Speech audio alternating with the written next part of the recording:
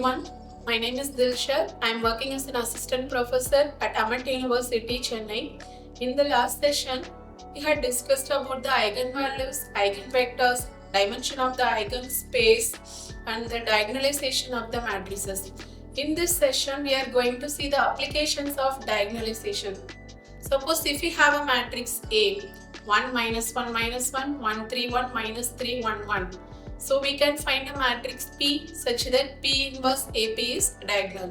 We saw this example in the last session itself. In this also, this is 3 cross 3 matrix.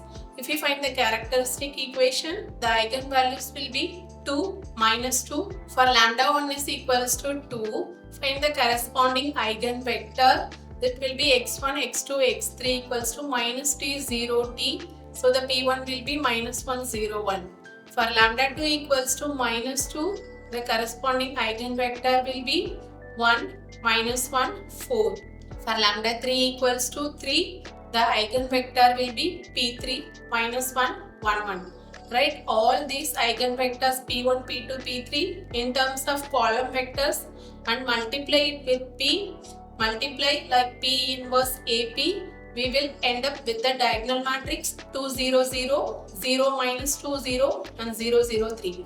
So you can see that the eigenvalues what we had formed in the previous slide, the eigenvalues are 2, minus 2 and 3. If you look at the diagonal entries, 2, minus 2, 3. So always the entries of this diagonal matrix will be equals to the eigenvalues of the matrix A. This diagonalization in mathematics, it is helpful in calculate the higher power of the matrix A. We can save the time by using the diagonalization method to find the power of A using the diagonalization technique. Suppose if we have a matrix, diagonal matrix D with all the diagonal entries are lambda 1, lambda 2 up to lambda n, those are eigenvalues. To find the power of the diagonal matrix, what we are doing, it is enough if we find the powers of the corresponding diagonal entries.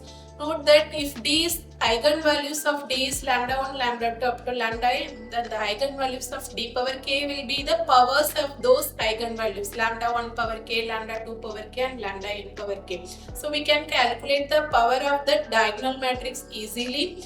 Also, what we have to prove, we can find the A power k using this diagonalization. Suppose if we have D equals to P inverse AP. After diagonalization, we can find an invertible matrix P inverse such that we can write it as P inverse AP equals to D. To find the power, we have to raise it to K D power K. Find P, multiply P inverse AP K times. Then P inverse times P will be equals to identity. So we will end up with P inverse A power K P. So note that D power K equals to P inverse A power K P.